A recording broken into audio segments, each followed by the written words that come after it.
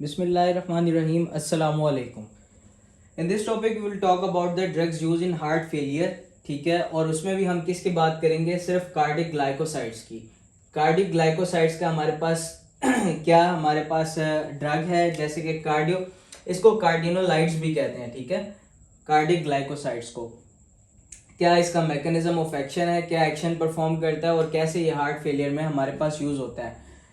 एक चीज आप अपने माइंड में रख लें कि ये जो है ये कभी भी हमारे पास फर्स्ट लाइन ऑफ ट्रीटमेंट हमारे लिए हार्ट फेलियर के लिए कभी भी हमने यूज नहीं की। ठीक है, ये भी आपको बता दूंगा इसके क्लिनिकल यूजेस कहाँ पे हैं और वो किस वजह से हैं, कैसे इनका इफेक्ट होता है, ये सारा कुछ बताते हैं इस वीडियो में इंशाल्लाह। सबसे पहले ये क्या है? कार्डिनोलाइड्स। ठीक है, कार्डिक ग्लाइकोसाइड्स को कार्डिनोलाइड्स कहते हैं। इसमें आ जाती है डाइजॉक्सिन। ये हमारे पास जो होता है डाइजॉक्सिन ड्राइव होती है, हमारे पास डिजिटैलिस प्लांट होता है उससे ड्राइव होती है डाइजॉक्सिन। कार्डिनोलाइड्स हमारे पास होते हैं steroids with the lactone group. ठीक हो गया। अब बात कर लेते हैं इसके मैकेनिज्म ऑफ एक्शन की। हमारे पास मैकेनिज्म ऑफ एक्शन होता क्या है?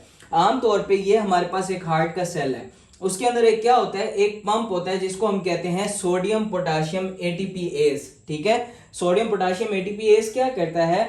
Against the concentration gradients. It means के सोडियम यहाँ कम है, यहाँ ज्यादा है, तो यहाँ से बाहर की तरफ लेके जा रहा है। तो सोडियम को पंप कर रहा है आउट और पोटाशियम को पंप कर रहा है in the cell against the concentration gradient. Both दोनों को जो है हमारे पास कंसंट्रेशन ग्रेडियंट के अगेंस्ट हमारे पास पुश कर रहा है, पोटाशियम को in the cell and sodium को आउट ऑफ सेल। अब बात कर लेते हैं दूसरा होता है इधर एक एक्सचेंजर। एक्सचेंजर का क्या काम है? एक्सचेंजर हमारे पास विद द कंसंट्रेशन ग्रेडियंट काम करता है, यानी कि सोडियम बाहर ज्यादा है ना, तो सोडियम को बाहर से अंदर लेके आएगा। इसमें एटीपी यूज हो रही है क्योंकि ये हमारे पास एक पंप है। ठीक है, इसमें एनर्जी यूटिलाइज हो रही है क्योंकि अगेंस्ट द कंसंट्रेशन ग्रेडियंट हम जो है उसको भेज रहे हैं। इसमें हमारे पास क्या होता है, सोडियम बाहर ज्यादा हुआ तो सोडियम हमारे पास अंदर जाएगा और जो कैल्शियम होती है उसके निस्बत एक पोटेशियम आयन, एक पॉजिटिव आयन अंदर गया तो उसके बदले में कैल्शियम आयन एक बाहर आएगा। ठीक हो गया। कैल्शियम क्या करवाता है? अगर अंदर पड़ा रहेगा तो वो आमतौर पे कॉन्ट्रैक्शन करवाता है, हार्ट की कॉन्ट्रैक्शन को बढ़ाता है। ठीक है, हार्ट फेलियर में क्या होता है, हार्ट की कॉन्ट्रैक्शन डिक्रीज हो जाती है। तो हमने क्या करना है, इस कैल्शियम के लेवल्स को इसके अंदर हार्ट के अंदर इंक्रीज रखना है। तो अब वो हम कैसे करेंगे? ये कार्डिक ग्लाइकोसाइड्स कैसे करते हैं, डाइजॉक्सिन कैसे एक्ट करती है? इस पंप के ऊपर, ये जो सोडियम पोटेशियम पंप है ना, इसके ऊपर एक्ट करेगी और इसको ब्लॉक करेगी, जिसकी वजह से क्या होगा, सोडियम आयन जो है वो अंदर सेल के अंदर इंक्रीज करेंगे ना। सोडियम आयन अब बाहर नहीं जा रहे और पोटेशियम अंदर नहीं आ रहा, सोडियम अंदर इंक्रीज कर रहा है। सोडियम अंदर इंक्रीज कर रहा है तो जब ये सोडियम के लेवल अंदर इंक्रीज कर जाएगा, जो बाहर से सोडियम आना था डाउन द कंसंट्रेशन ग्रेडियंट, ठीक है, यानी कि हमारे पास हायर कंसंट्रेशन से लोअर कंसंट्रेशन में आना था, वो नहीं आ पाएगा बाहर से अंदर, और अंदर सोडियम रहेगा, जिसकी वजह से हमारे पास जो है ये कैल्शियम जो बाहर निकलना था वो भी नहीं निकल पाएगा। तो कैल्शियम जो है वो सेल के अंदर इस तरह रह जाएगा। ठीक है, सोडियम बाहर से अंदर नहीं आ पाएगा और कैल्शियम भी हमारे पास अंदर ही रहेगा। तो कैल्शियम सेल के अंदर बढ़ जाएगा और क्या आएगा हमारे पास, स्टोरेज ऑफ सार्को, यानी कि कैल्शियम कहाँ स्टोर होता है हमारे पास, सार्कोप्लाज्मिक सेल के सार्कोप्लाज्मिक रेटिकुलम के अंदर स्टोर होगा हार्ट सेल के, और कैल्शियम हमारे पास ज्यादा रिलीज होगा उन स्टोरेज कैपेसिटी से, क्योंकि ज्यादा स्टोर हो रहा है अंदर, कैल्शियम ज्यादा पड़ा है इस ड्रग की वजह से, तो हमारे पास हार्ट की कॉन्ट्रैक्शन जो है हमारे पास बढ़ जाएगी। ठीक हो गया, ये हमारे पास इफेक्ट है, ये हमारे पास मैकेनिज्म ऑफ एक्शन था किसका, कार्डिक ग्लाइकोसाइड्स का। अब बात कर लेते हैं हम कि कार्डिक जो इफेक्ट्स आते हैं इस ड्रग के वो क्या होते हैं। ये मैकेनिज्म ऑफ एक्शन समझ लिया ना, जब मैकेनिज्म ऑफ एक्शन आपको समझ आ गया ना, इसके कार्डिक इफेक्ट्स उससे बहुत आसानी से समझ आ जाएंगे। कार्डिक इफेक्ट्स क्या होते हैं? कॉन्ट्रैक्शन अब हमने बात की थी बढ़ गई है, कार्डिक इफेक्ट्स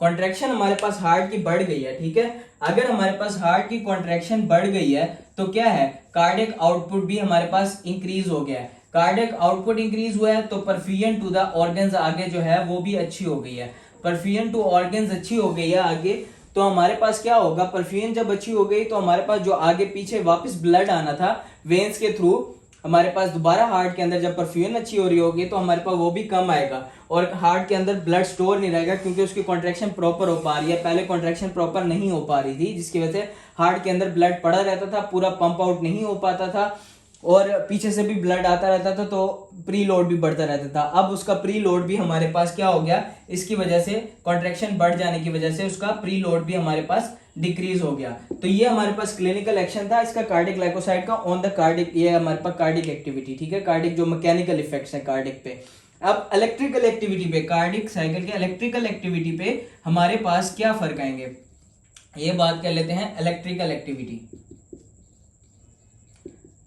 इलेक्ट्रिकल एक्टिविटी, अब हमें पता है कि जो हार्ट होता है उसके अंदर क्या होता है, ये एक एट्रिया है एक वेंट्रिकल है। तो हमारे पास क्या होता है, नर्व इंपल्स जो आती है वो हार्ट से हमारे पास इंपल्स जाती है एट्रियम से वेंट्रिकल की तरफ, ठीक है। तो हमारे पास क्या होता है, जब ये हम देते हैं कार्डिक ग्लाइकोसाइड्स तो क्या होता है, पैरासिम्पैथोमिमेटिक एक्टिविटी जो है वो इंक्रीज कर जाती है। पैरासिम्पैथो एक्टिविटी, पैरासिम्पैथोथेटिक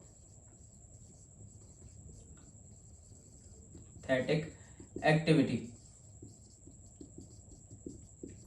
ये हमारे पास क्या होता है, इंक्रीज कर जाती है। जब ये इंक्रीज करेगी तो क्या होगा, हमारे पास पैरासिम्पैथेटिक एक्टिविटी, क्योंकि हार्ट रेट बहुत ज्यादा बढ़ गया ना, तो उसको स्लो डाउन करने के लिए हमारे पास क्या होता है, उसको स्लो डाउन करता है पैरासिम्पैथेटिक एक्टिविटी, ठीक है। इसकी वजह से हम अगर ये कार्डिक ग्लाइकोसाइड्स देते हैं, ठीक हो गया। अब इसके इलेक्ट्रिकल एक्टिविटी पे क्या होता है, हमारे पास एक बात पढ़ लेते हैं, ये देखें, ये हमारे पास एक ईसीजी है, पी क्यू आर एस और टी वेव,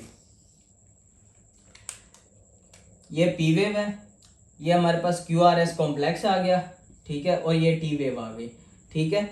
ये हमारे पास एक ईसीजी है। हमें पता है पी वेव जो है एट्रियल कॉन्ट्रैक्शन, एट्रियल जो डीपोलराइजेशन होता है उससे बनती है, Q R S complex ventricular depolarization से, और टी वेव जो है वो हमारे पास वेंट्रिकुलर रीपोलराइजेशन से बनती है। तो अब क्या होता है, इसमें हार्ट कॉन्ट्रैक्ट कंप्लीट होता है लेकिन स्लोली कॉन्ट्रैक्ट होता है। फुल कॉन्ट्रैक्ट होगा, ठीक है, जितना कॉन्ट्रैक्ट होना चाहिए उतना कॉन्ट्रैक्शन होगी, लेकिन क्या होता है, अब स्लो स्लो कॉन्ट्रैक्ट कर रहा है और पूरी तरह निचोड़ है किस्म का, उसके अंदर से ब्लड जितना भी है वो सारा आगे जा रहा है, ठीक है।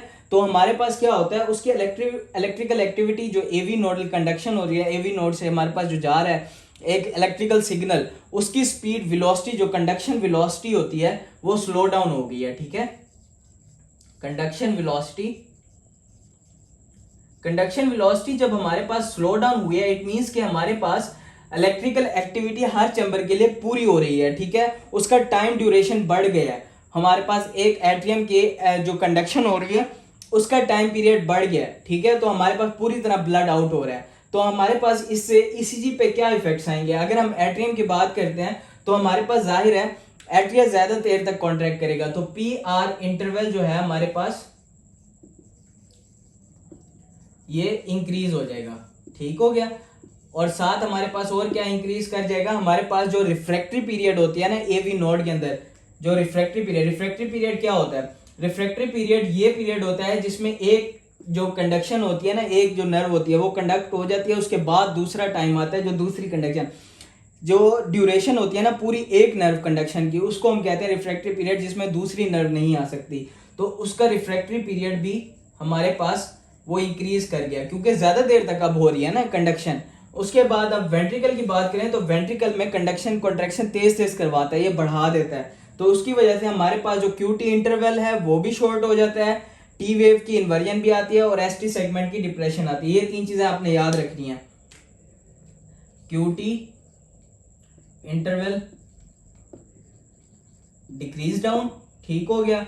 और दूसरी चीज आपको मैंने क्या बताई है, हमारे पास जो टी वेव है उसकी इन्वर्जन हो जाती है, टी वेव इन्वर्जन। और तीसरी चीज क्या है, एसटी डिप्रेशन। ये हमारे पास कुछ ईसीजी चेंजेस हैं जो हमारे पास आती हैं इसके इलेक्ट्रिकल एक्टिविटी की वजह से। ये हमारे पास बात हो गई इलेक्ट्रिकल एक्टिविटी और कार्डिक जो इफेक्ट्स आते हैं, मैकेनिकल इफेक्ट्स और इलेक्ट्रिकल इफेक्ट्स हमारे पास क्या क्या आते हैं इन कार्डिक ग्लाइकोसाइड्स की। अब हम बात कर लेते हैं इसके कुछ टॉक्सिक जो हमारे पास रिस्पॉन्सेज आते हैं ना, वो क्या क्या होते हैं। टॉक्सिसिटी की बात कर लेते हैं। जाहिर है अगर हमारे पास वो कॉन्ट्रैक्शन को बढ़ा रहा है, ठीक है, एक चीज की कॉन्ट्रैक्शन को बढ़ा रहा है तो हमारे पास टैकीकार्डिया करवा रहा है ना, हार्ट रेट इंक्रीज करवा रहा है, तो हमारे पास सबसे पहली टॉक्सिसिटी क्या आ जाएगी इसकी, टैकीकार्डिया, एक्सेसिव टैकीकार्डिया, ठीक हो गया, बहुत ज्यादा टैकीकार्डिया हो जाएगा।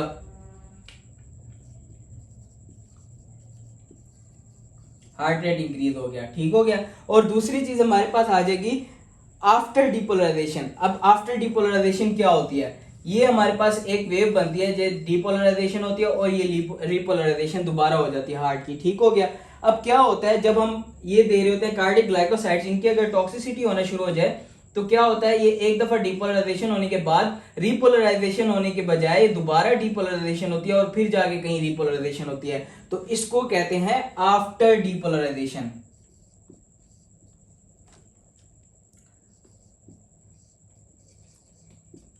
After depolarisation. ठीक हो गया। और तीसरी चीज क्या आ जाती है हमारे पास, तीसरी चीज आ जाती है फिब्रिलेशन, जो वेंट्रिकुलर फिब्रिलेशन, क्योंकि वेंट्रिकल के रेट को बढ़ा देता है ना, तो वेंट्रिकुलर फिब्रिलेशन भी हो सकती है इसकी टॉक्सिसिटी में। ठीक है, ये तीन हमने इसके टॉक्सिक इफेक्ट्स याद कर लिए। अब आ जाते हैं इसके क्लिनिकल इफेक्ट्स। ये हमारे पास ये चीज करवा रहा है, वेंट्रिकुलर फिब्रिलेशन करवा रहा है, आफ्टर डिपोलराइजेशन वेव्स ला रहा है और टैकीकार्डिया करवा रहा है। अब हम बात कर लेते हैं इसके क्लिनिकल यूजेस। क्लिनिकल यूजेस क्या होता है, ये हमारे पास सेकंड ड्रग ऑफ चॉइस होती है, ठीक है, इन अ कंजेस्टिव हार्ट फेलियर। जो हमारे पास कंजेस्टिव हार्ट फेलियर होता है, इसका clinical uses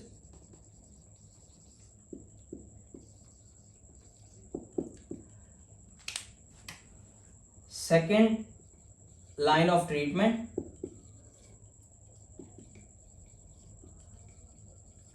for heart failure, for कौन सा, कंजेस्टिव हार्ट फेलियर। ठीक हो गया। कंजेस्टिव हार्ट फेलियर के लिए ये सेकंड लाइन ऑफ ट्रीटमेंट होती है। अब बाकी दूसरी और ड्रग्स हैं जो हम यूज करते हैं। उसके बाद इसको और किस में यूज कर सकते हैं, एट्रियल फिब्रिलेशन। अगर एट्रियम के रेट बढ़ा हुआ है, एट्रियल फिब्रिलेशन हुई है, तो उसको कंट्रोल करने में, क्योंकि मैंने आपको बताया था एट्रियम के अंदर जब एवी नोड की डिले आता है, बहुत स्लो कंडक्शन होती है, तो वो क्या करवाता है, एट्रियल कॉन्ट्रैक्शन को स्लो डाउन करवाता है। तो एट्रियल फिब्रिलेशन को ट्रीट करने में भी हमारे पास ये यूज हो सकता है, कंडक्शन वेलोसिटी डिक्रीज होने की वजह से। ये मैंने आपको बताया था, कंडक्शन वेलोसिटी जो होती है इसकी वो डिक्रीज डाउन हो जाती है। ठीक हो गया। ये हमारे पास आ गया इस चीज का, इसका क्लिनिकल यूजेस। अब बात कर लेते हैं इसकी कुछ ड्रग इंटरेक्शन होते हैं कि किन किन ड्रग्स के साथ इंटरेक्ट कर सकती है ये और क्या इफेक्ट ला सकते हैं, इसके कौन से इफेक्ट्स टॉक्सिसिटी बढ़ा सकते हैं। ड्रग, कौन सी ड्रग इंटरेक्शंस हैं जो हमारे पास इसकी टॉक्सिसिटी बढ़ा सकते हैं। ड्रग इंटरेक्शंस में सबसे पहले आ जाता है इसके अंदर क्विनिडीन। क्विनिडीन क्या करती है, हमारे पास डायजॉक्सिन क्लियरेंस को डिक्रीज कर देती है। जो हमारे पास मलेरिया में देते हैं ना क्विनिडीन, तो ये क्या करता है, ये हमारे पास डिक्रीज कर देती है किसकी क्लियरेंस को, इस डायजॉक्सिन की क्लियरेंस को डिक्रीज कर देती है। तो हमारे पास डायजॉक्सिन की क्लियरेंस डिक्रीज होगी, इट मींस कि वो ज्यादा देर तक ब्लड में रहेगी और हमारे पास टॉक्सिक इफेक्ट उसके ज्यादा आएंगे। तो जब हम क्विनिडीन दे रहे हो तो इसके डोजेज को सेट करना होता है, उसको डोजेज को डाउन करना होता है ताकि इसकी क्लियरेंस प्रॉपर हो सके। ठीक है। और तीन चीजें आपने याद रखनी है, हाइपोकैलीमिया, हाइपोकैलीमिया, हाइपोमैग्नीसीमिया